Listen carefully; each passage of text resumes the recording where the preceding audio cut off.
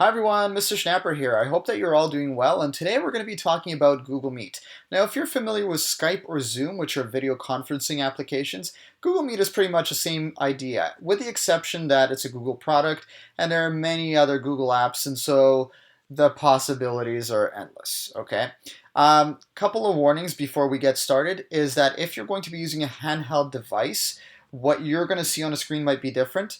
And the other thing that you need to do is if you're using an Android device, you want to locate your Google Play Store and you want to download Google Meet. So you're going to locate Apple Play Store and then you're going to type in Hangouts Meet or Google Meet, download it, and now you have it ready and you can go ahead and use it. If you're using an Apple product such as an iPhone or iPad, you're going to go to your App Store. You're going to type in Hangouts Meet or Google Meet. You're going to press Get, and you're going to download it. And now you can go ahead and use it. It's usually not an application that's available, except for if you have a Google phone.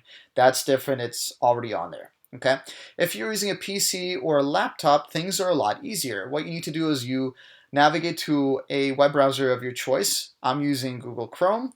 And you're going to go to Gmail, and you're going to sign in. So if you're a TDSB member, especially a student, it's going to be in the form of first.lastname@student.tdsb.on.ca. Okay, and once you sign in, you should be able to see this Google Apps wafer. Okay, you click on that, and over here you're going to see all the applications that are available at your disposal. Now, for me, Google Meet is down here, and all my other applications are up here. Okay, so your screen might be different based on how often you use these applications.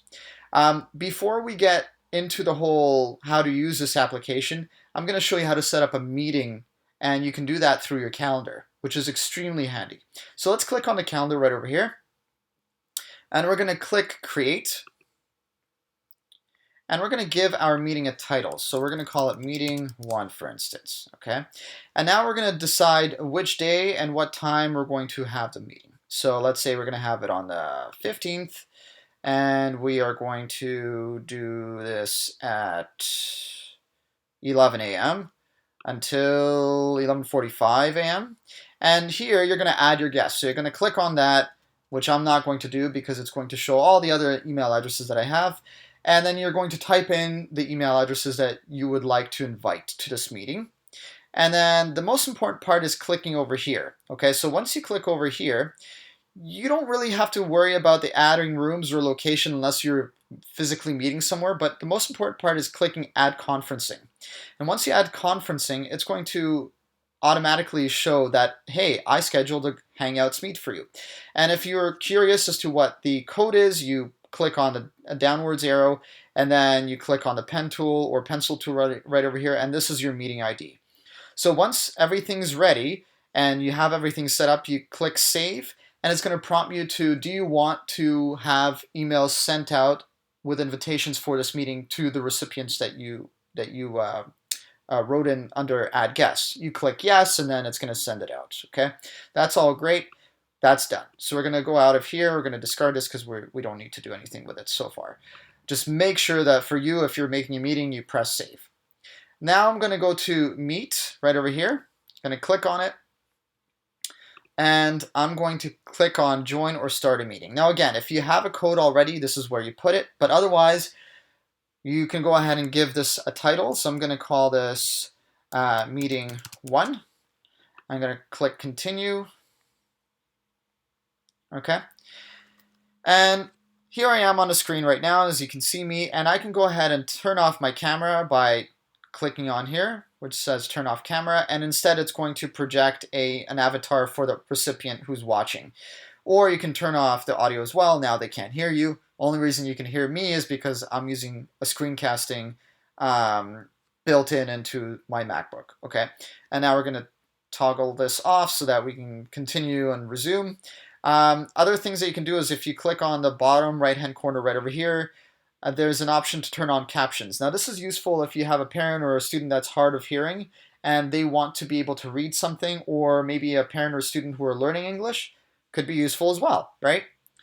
Now if you wanted to just present your screen, and let's say you wanted to talk to them and have them see you, so it'll show up right over here in like the last right-hand corner right over here while you're showing your screen, you're going to click on Present.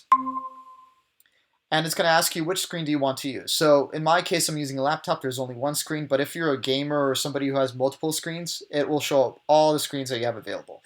So I'm going to click on this screen. I'm going to click share. And now essentially everything that you see is going to be shown as a live feed to the person that's attending your meeting. Okay, so now you can go ahead and navigate out of here, for instance, and maybe you want to show them this PDF document and you're doing a novel study and you're going to be talking about chapter 6 keywords, accompanied, lingered, and hesitated, and explain to students what are their roles for this week, what do they need to complete, what are the expectations, so on and so forth, and then when is it due, okay? Then you navigate back to your browser, whichever one you're using. I'm using Google Chrome, and then you're going to click stop presenting, and then you can go ahead and hang up the call if you wanted to. Okay, so I'm just going to hang it up at this point because I want to show you something else. So here, another one that you can do is a little quicker way of kind of going to Google Meet once you've signed in is just typing in meet.google.com, and it brings you to this page as well. And now I'm going to be talking about some other features which include recording. So actually recording a meeting, or if you're a teacher, maybe recording a lesson. So again, you're going to hit on join or start a meeting. And let's say this is a lesson, so we're going to type in lesson, for example, 5. Going to hit continue. And again, you're going to see me on screen, okay? But what you want to do next is you want to click join now. And it's going to ask you want to invite other people, and if you wanted to, go ahead. I'm not going to bother. I'm going to press on the X above, and let's say I didn't want to show my face when I was doing this, okay, when I was recording. So I will turn off the camera, and it will just show the avatar right over here. Now keep in mind, even though that you turn it off, the avatar will still show up right over here, whatever you're recording. So it's going to be like your screen plus the avatar on the side. If you have your camera on, it will have your face plus whatever you're recording. So basically, let's say I wanted to turn on the captions and I'm talking, so I press on turn on captions. Now whatever I'm talking about is going to be written out below. And so, as I said, student or parent who's hard of hearing or learning the language, great tool for that. Can turn off the captions. All right.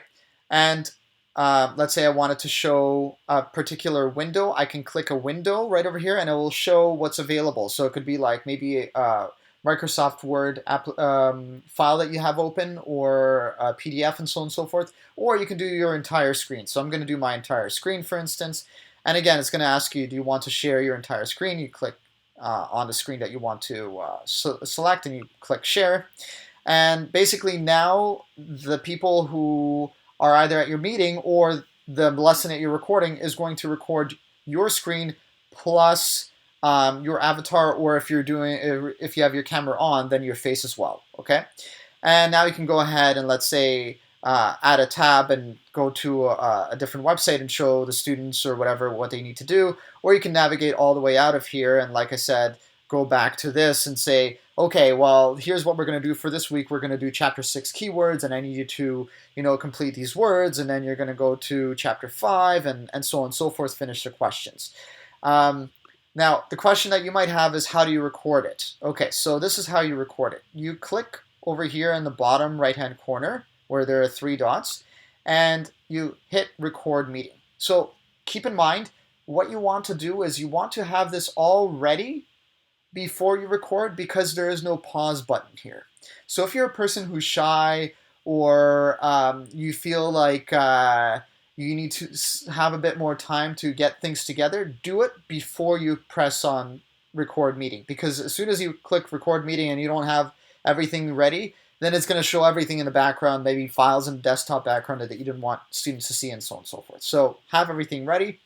Then you're going to hit record meeting, and it's going to ask you for consent. Now this is extremely important, because if you have somebody in the frame, or you're recording a meeting, for instance, of a student or a parent, and they didn't give you consent, that's a lawsuit waiting to happen. Okay, so be very careful with that. Just record yourself, just for safety. Okay, you're going to hit accept, and over here it's going to turn red when it's going to start recording.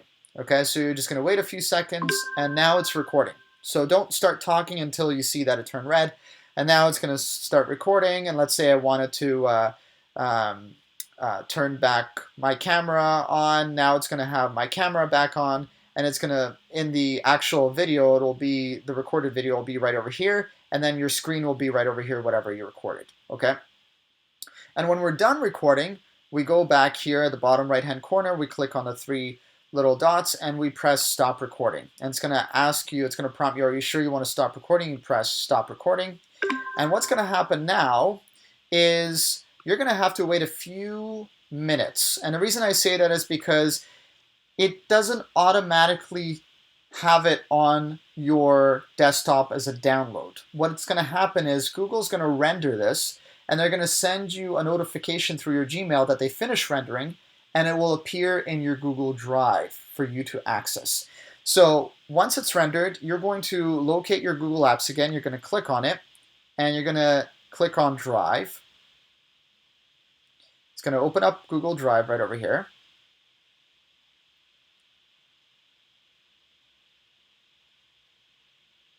And it's going to create a folder called Meet Recordings automatically. So you don't have to do anything. The Meet Recordings is already there. It creates a folder for you. So you open up the folder.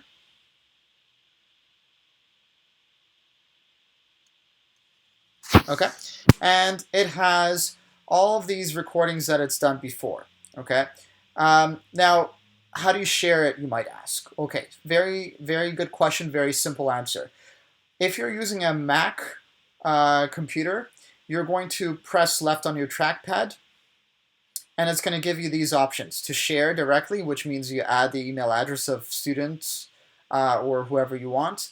You can request a shareable link and add that to your Google Classroom, and you can also obviously rename it. Okay, so I'm gonna, for example, for this purpose, I'm going to add it to my Google Classroom. So I'm going to click on Get Shareable Link. And make sure that you toggle it to the right, so now the link sharing is on. If you keep it off, then your students won't be able to access your video, okay? They won't have permission to do that.